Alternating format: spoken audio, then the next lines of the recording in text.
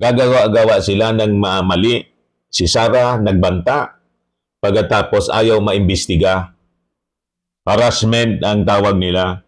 Yan ano yung ginawa nilang pagbabanta sa ating Pangulo. Di ba? Palampasin na lang yung kanyang masasamang ginawa.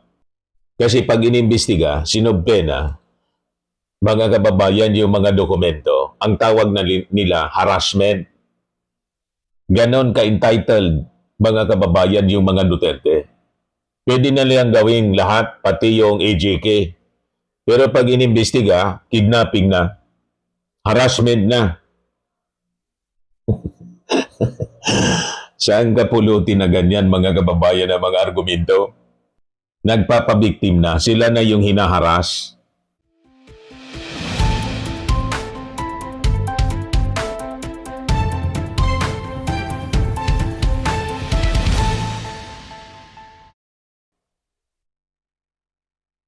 Hello po mga kababayan, si Dante Marapilla. So sabi dito sa balita, si Sara tatakbo na naman sa Supreme Court. What? Sabi ko sa inyo, talagang taranta si Sara Duterte.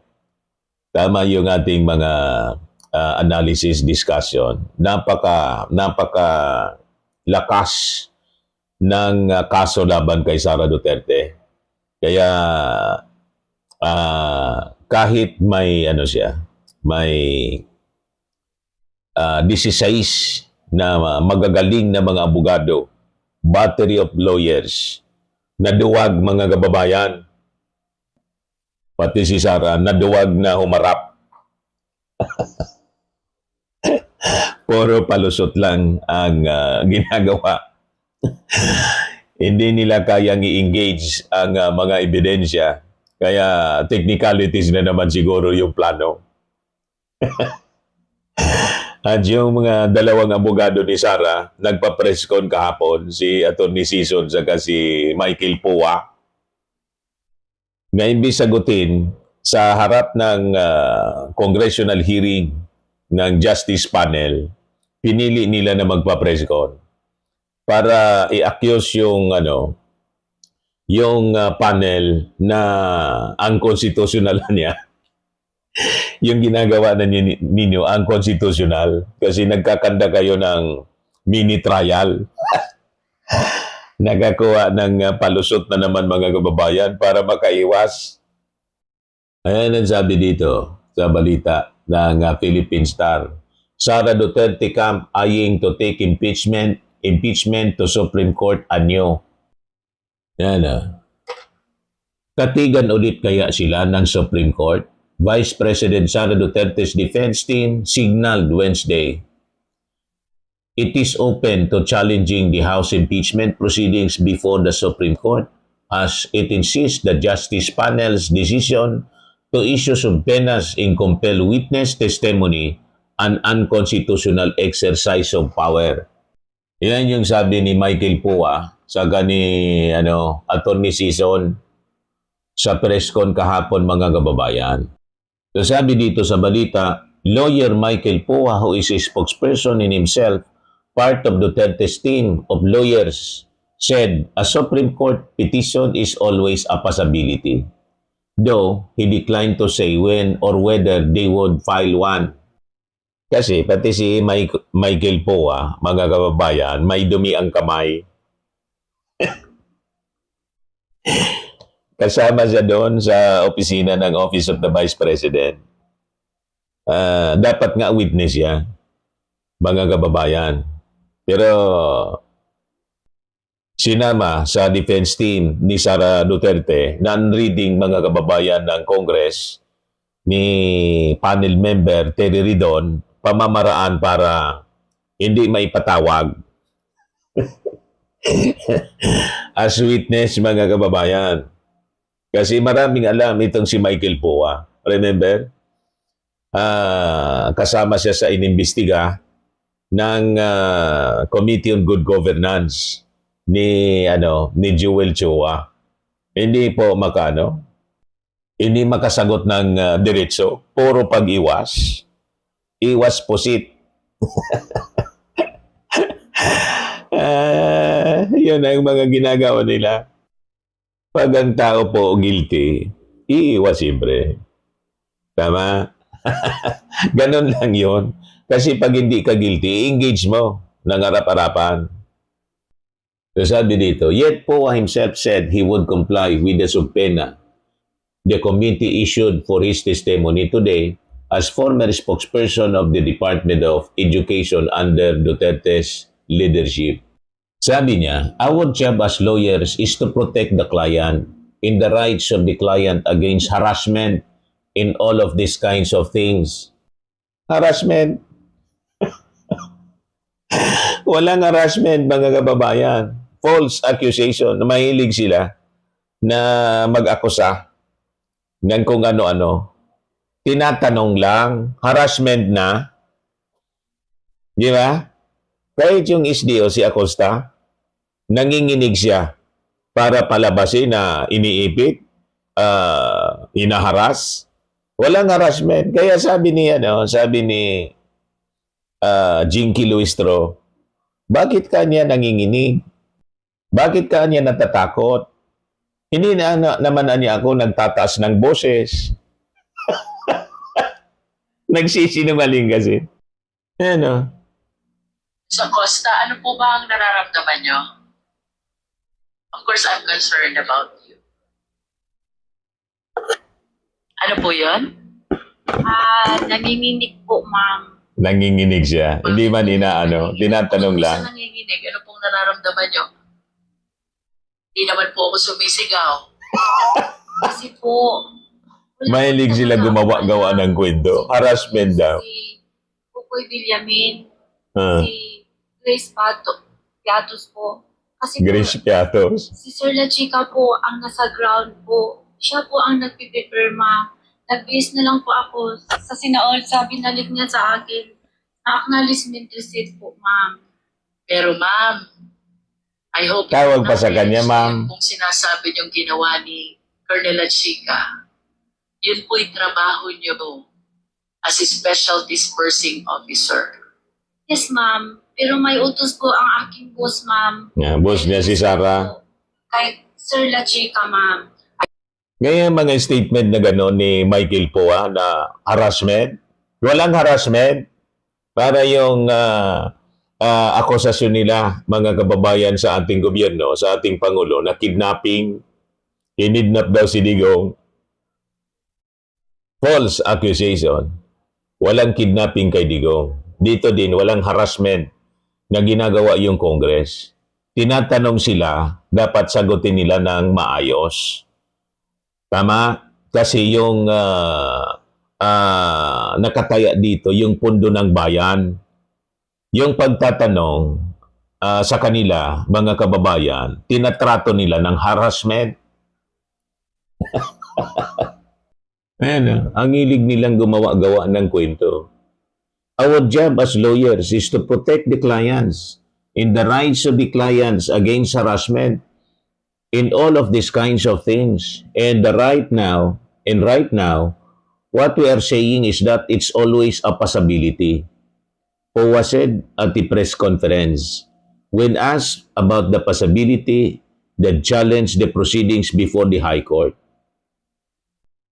The panel issued subpoenas for the statements of assets, liabilities, and net worth, ordered the NBI to produce records from its investigation, offered threats, and approved rules for receiving evidence. The defense team sent a letter the day before objecting to the proceedings. So gagawa-gawa sila ng mali. Si Sarah nagbanta. Pagkatapos ayaw maimbestiga. Harassment ang tawag nila. Yan yung ginawa nilang pagbabanta sa ating Pangulo. Di ba? Palampasin na lang yung kanyang masasamang ginawa. Kasi pag inimbestiga, sinobpena, mga kababayan yung mga dokumento, ang tawag nila harassment. Ganon ka-entitled, mga kababayan, yung mga Duterte. Pwede na lang gawing lahat, pati yung AJK. Pero pag inimbestiga, kidnapping na, harassment na. Saan ka pulutin na ganyan mga kababayan ng mga argumento? Nagpapabiktim na, sila na yung hinaharas.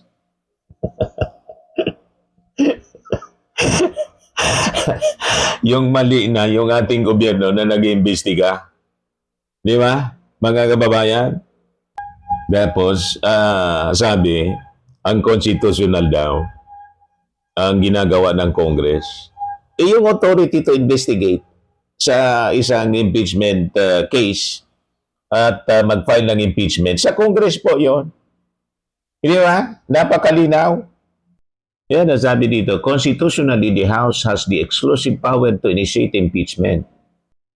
But only the Senate can try and decide the case, issuing subpoenas, examining witnesses, and compelling the production of documents, Duterte's lawyer said, are incidents of trial, and the committee has no authority to conduct one. Walang trial na ginagawa po. Hearing yon kasi ni-require ng Supreme Court kasi nagpetisyon kayo. Di ba? Yan ang sinasabi dito ni Atty. Sheila Cesar. However, with due respect, the Constitution vests the authority and power to conduct trial solely in the Senate. And this is clear and explicit in Section 3, Paragraph 6, Article 11 of the 1987 Constitution, which, as you know, states that it is the Senate that shall have the sole power to try and decide all cases of impeachment. The Constitution is thus clear, and it is only the Senate that can conduct trial in all cases of impeachment. Ang tanong natin, bakit hindi ninyo yan sinabi personally? Dapat nag-attend kayo with Sara Duterte para nailagay yan on record. Sa ginawa ninyo, press con. Para may rebuttal doon sa inyong mga argumento. Iniiwasan ninyong engage yung bakit natatakot kayo? Di ba mga magagaling kayong abogado? Bakit umiwas kayo to engage the Congress with Sara na maisog? Doon sana ninyo yon sinabi, hindi sa press con para nasagot kayo ng maayos. Malinaw na pag-iwas, mga kababayan. But, pasasaat masusukol kayo kahit gaanong iwas ninyo. And the proceedings will continue with or without your presence. Ang importante doon, on records, binigyan kayo ng pagkakataon, in-invite kayo, that's on record, para wala na kayong rason. Yung una, sabi ninyo, hindi kayo binigyan, sabi ni Sara, ng due process kasi mabilis yung pagpirma. Inakyat agad sa Senado for trial. Hindi daw binigyan. Technical nila. Kaya sabi po ni political analyst Ronald Llamas, when Congress impeached Sara last year, she went to the Supreme Court saying she was not given due process. Her side was not heard. Now Congress is hearing new impeached raps versus her. Sara was asked to attend to air her side. Ayaw. Bias daw. Puro palusot. Ano ang hatol ninyo?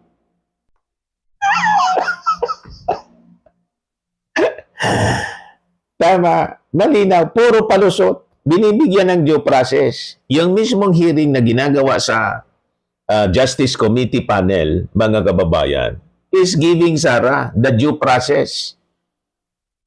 Di ba? Kaya siya personally in-invite kasama yung kanyang mga abogado.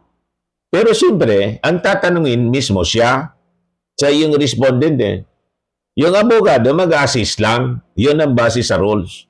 Doon sila natatakot kasi sigurado mahuhuli sa bibig si Sara. Kaya iniiwas nila yung strategy, parang si Digong. Iniiwas mga kababayan ni Kaufman si Digong sa mismong trial kasi aamin. Si Sara, kung hindi man siya umamin, masusukol siya sigurado. Kasi until today, hindi niya masagot si Kokoy Villamin at saka si Piatos.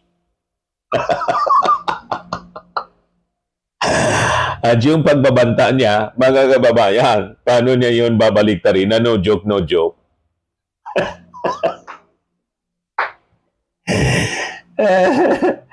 O, di ba po, mga kababayan? Puro palusot.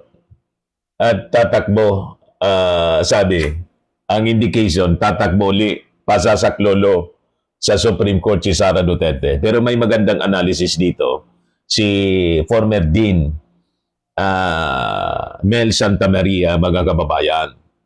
Maganda yung advice, mga kababayan, ni former Far Eastern University Law Dean Mel Santamaria. Pakinggan po ninyo. Yan, sa interview ng Visionary News, mga kababayan. Pero if you ask me, dapat siyang umattend. Alam mo, sinasabi ng iba, Pinky, it's a numbers game.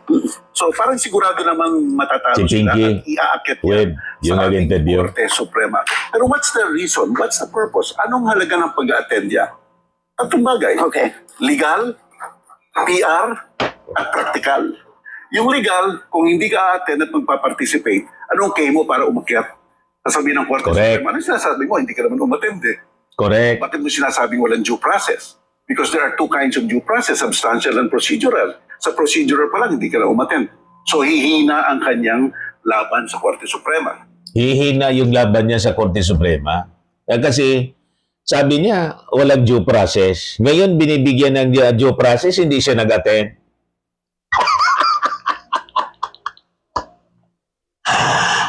Saan na pupunta? Bakit pa siya papaboran ng Supreme Court na itong ginagawa ng Congress, mga kababayan, ng Justice Panel, dito mismo, consequences ng petition nila sa Supreme Court na dapat bigyan ng due process, the right to be heard, binigyan ng due process, the right to be heard, in-invite si Sara. Pero dapat si Sara, hindi yung abogado lang. Kumbaga, si Sara at yung mga abogado.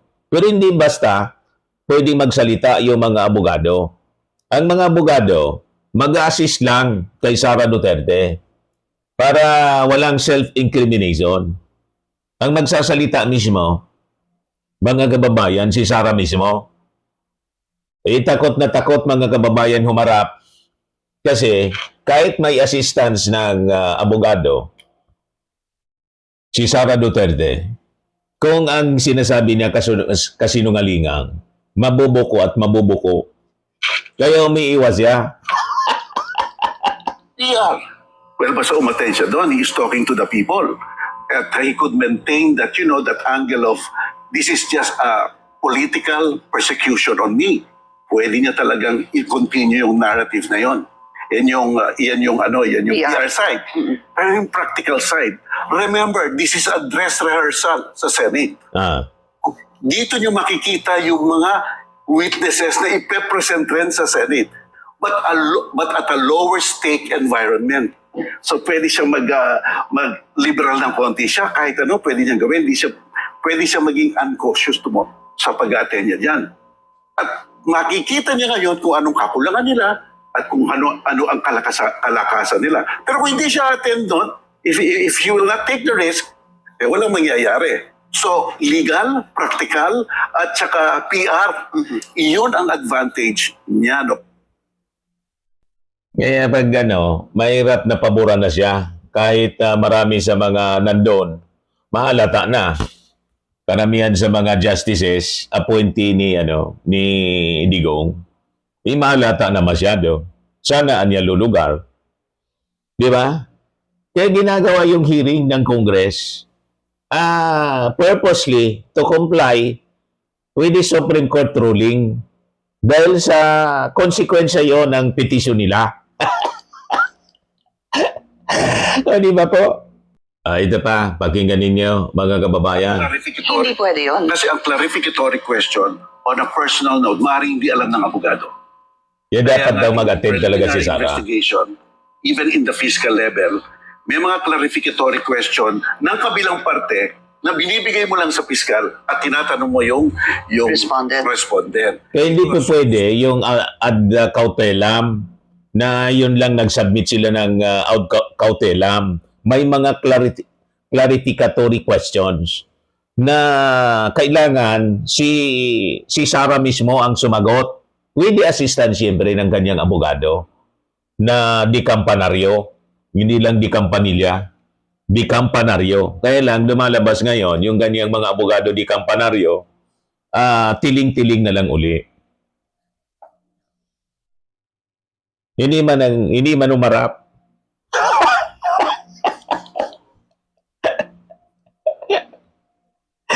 Hindi na di kampanilya, tiling-tiling na lang.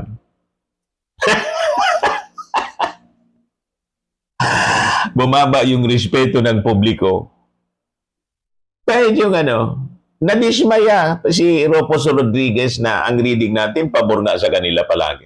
Laging kontra si Rufus. Pero he was dismayed.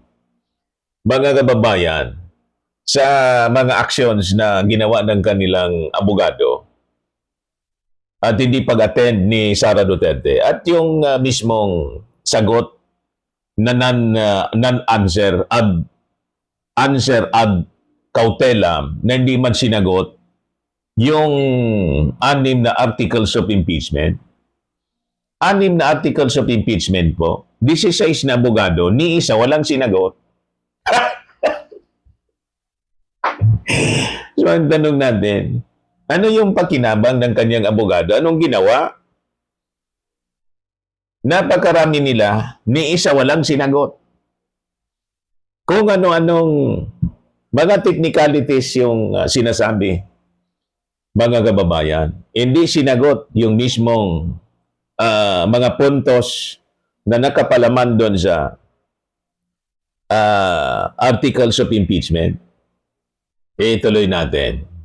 Bilang parte na binibigay mo lang sa piskal at tinatanong mo yung respondent because gusto mong makita yung personal knowledge niya Okay. sa mga nangyari. So- Hindi kasi legal ang pag-uusapan Very factual. I see. So, hindi pwedeng pag Hindi magpakita lang po yung legal, team of kundi lawyers factual. ni VP Sara bukas at wala po si VP Sara, hindi sila maaaring pasagutin? Kung ang issue is the legal side, baka pa pwede. Pero kung yung nitty-gritty na, talaga bang totoo yan si Yatos? Ganyan. Si BP lang nakakaalam nun.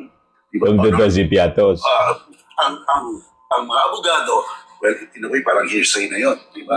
So, yun ang halaga nun.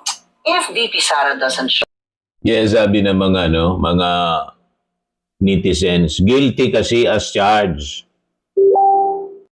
Sabi ni Joanna Toilier, she's not hiding any. Then proceed to the allegation. That's it, proceed. Sabi ni Pete Egar, hatulang guilty at ikulong sa National Mental Health Facilities. Sabi ni Ralph Adigos, guilty po siya, Your Honor. Sabi ni Tirso Sirano, very good opening statement from Justice Committee Chair Luis Tro today at the start of the impeachment hearing. We will hold the public officials accountable while we continue to deliver public service via good governance. Ginagawang palusot, pati yung Iran War.